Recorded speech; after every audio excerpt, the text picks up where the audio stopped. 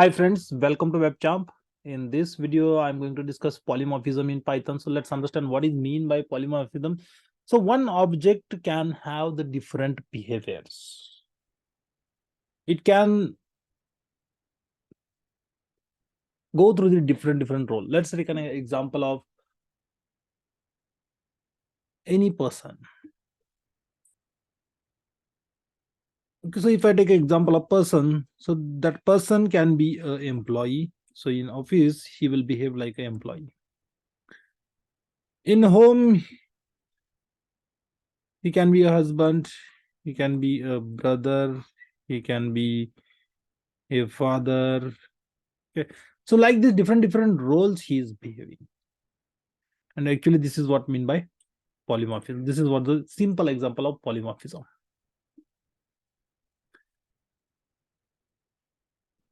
So one object can take many forms.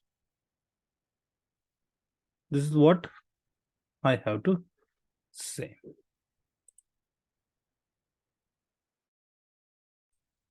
In another way, we can define polymorphism allows object of different classes to be treated as an object of common superclass. And that it enables you to write the code that can work with the different types of objects in consistent way. So let's see how this happens. So basically there are two types of polymorphism. First one is a compile time polymorphism, that is we call as a method overloading, and runtime polymorphism, that is nothing but method overriding. After that, there is something called operator overloading and class polymorphism. Okay, so this is what the actually class polymorphism means, the functions overloading between the class methods, meaning the class polymorphism. Okay, so let's see one by one what does mean by operator overloading. Let's take an example of plus operator. So one operator can be used in different ways. It will behave differently with different types of data. So let's say I have a variable called x is equal to 10. Let's say I have another variable called x is equal to 20. Let's say I have another variable called z, which has a different type of data. So if I use the plus operator between x and y, so it is going to perform the summation operation. Let's say if I use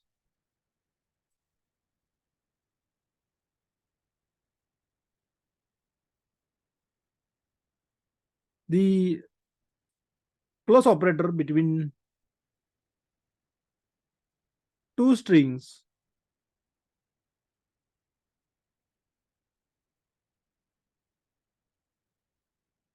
it will behave differently. Okay, so if I say w plus z, okay, so I'm using same operator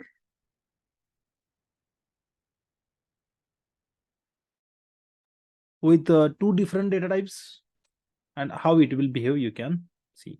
Let me run this code. If I say py file name dot extension, so if I run this here, you can see that it is giving me the output first as a 30. Okay, here the plus operator is doing summation with the integer type of data.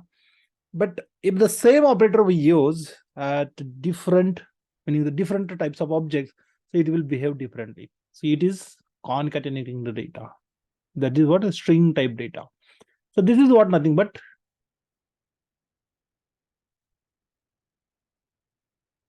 operator overloading. Similarly, let's take another example.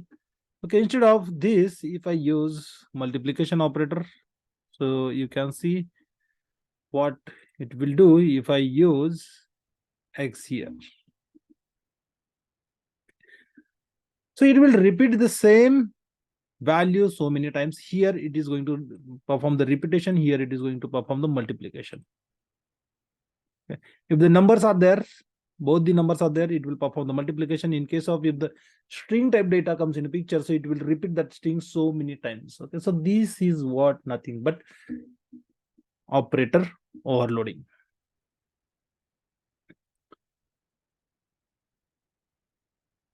Similarly, we can have the function overloading. Okay, so some built-in functions are there.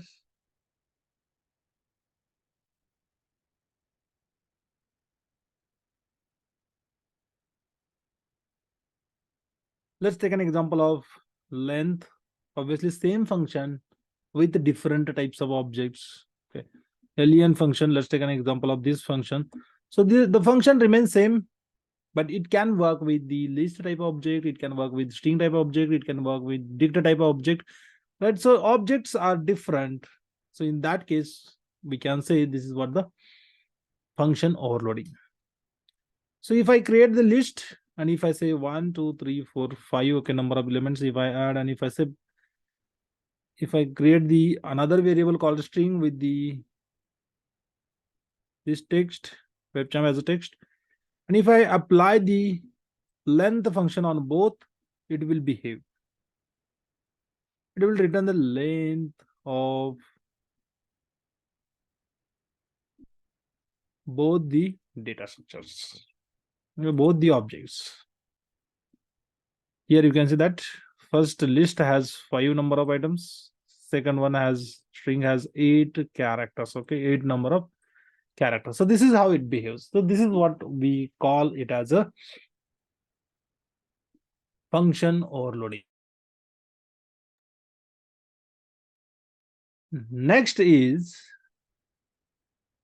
let's say you may want to do the function overloading, meaning the class method overloading. Okay, we can say class method overloading.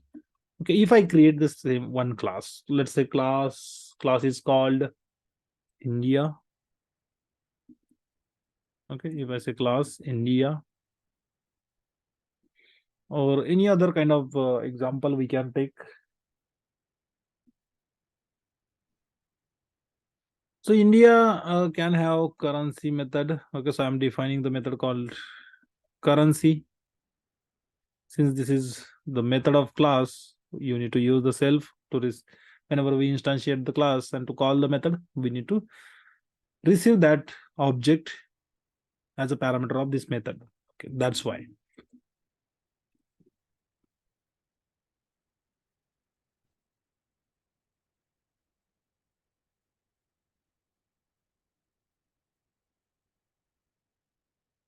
If I say currency of India is rupees. Okay. Similarly, if I create the another method that is called lang, okay, then self parameter, it is must to pass. Now, let's say language of India is Hindi. Okay. Same kind of thing if I do with the another country. Let's take example of USA. Okay, so their currency of USA is dollar. Here, language of USA is English. So these two classes are there. Across both the classes, what I did is I created the same methods. Okay. So now if I create the one function, that function is going to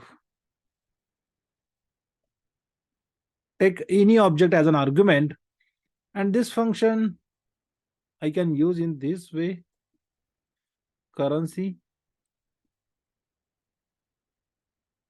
and another is if I say object dot line. This is what my method names. Okay, irrespective of object, if we use this function, so it will call the methods, meaning the object obj is same, right? Obj is a receivable same, but yes, it will call the methods from that specific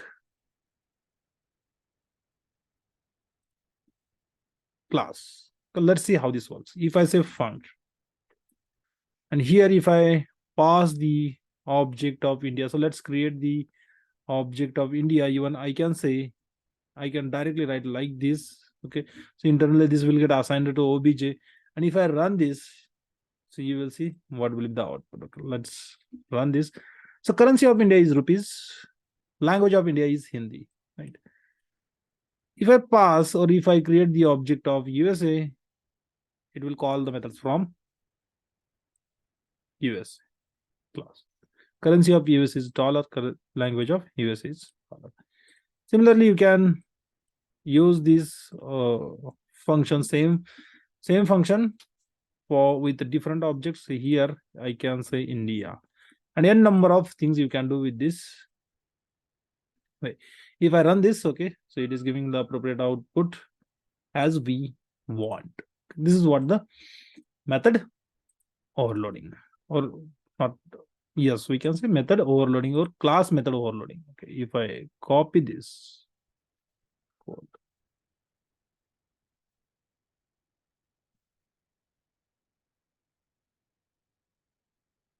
okay, fine. Then next is method overriding. This is called a runtime polymorphism. So how this can be achieved? Okay, let's take an example of same or another class. So let's take an example of different category. So we can take an example of vehicle. We can take an example of any kind of hierarchy. Okay. So if I say run time polymorphism is nothing but method overriding. Okay, and this is possible only in case of inheritance. Okay, so how the methods will get overridden, you can see. Okay, let's say I have a class called vehicle. Let me see in this way, vehicle, and inside of that, if I define one constructor,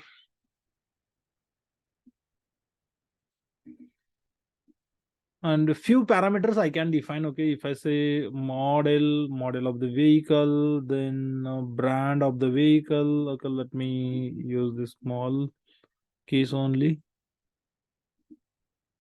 and then if I say speed of the vehicle, what is the use of constructor? So if you recall, it is used to initialize the attributes of objects. So I will say brand. On next line, if I say self dot model is equal to model. On next line, if I say self dot speed is equal to speed.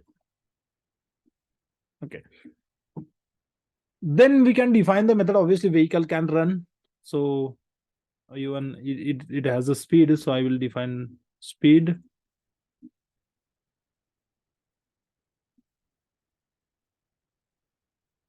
It should take object as a parameter, and I can say print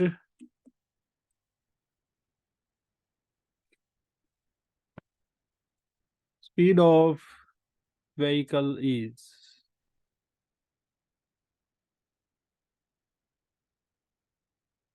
So I will pass the speed. I will pass the speed here. So you can write in this way. Okay, I should write this colon inside of this string because I'm concatenating here, so that may throw error.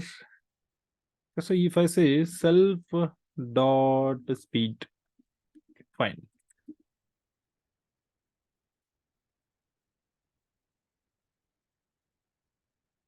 Okay, this is what we have. Let's say vehicle is a type. Okay, it's classification, and inside a vehicle different types of categories comes, like two-wheeler, four-wheeler, cars, then trucks, and many heavy duty vehicles.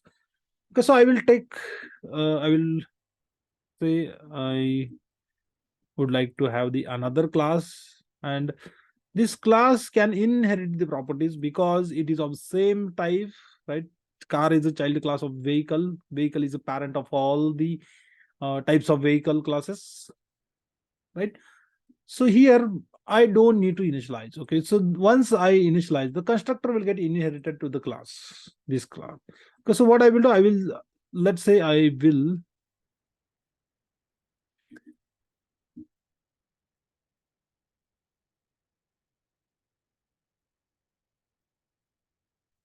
so here I will define the speed method, because speed of vehicle is different, speed of car is different. So I will say speed of car is, okay, and self dot speed. Constructor is shared between all of its subclasses. Okay, so if I create the object of vehicle, you can see that what method it calls. So if I create the obj1, or I will say v is equal to vehicle, and here you have to pass the data, any kind of vehicle, let's say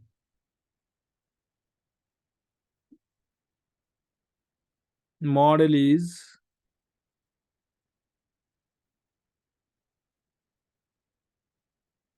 let's take random, X is a model, brand is Y, okay, and the speed is, let's say 120 kilometer per hour.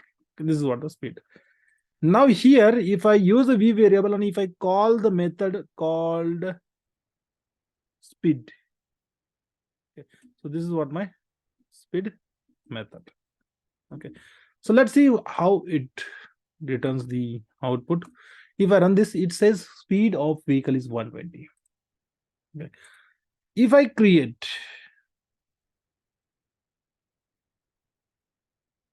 the object of car class, okay, here again, if I pass,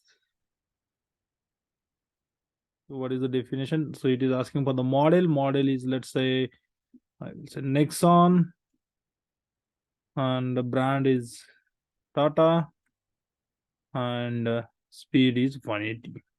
Okay.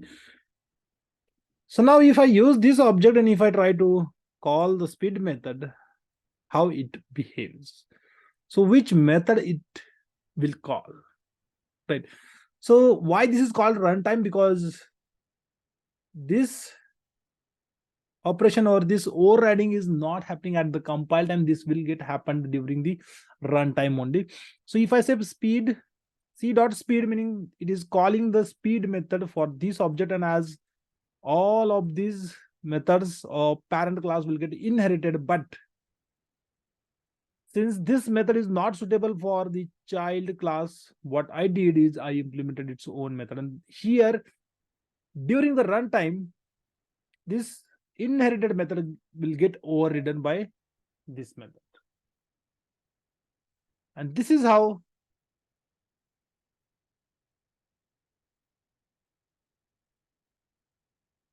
the polymorphism achieved.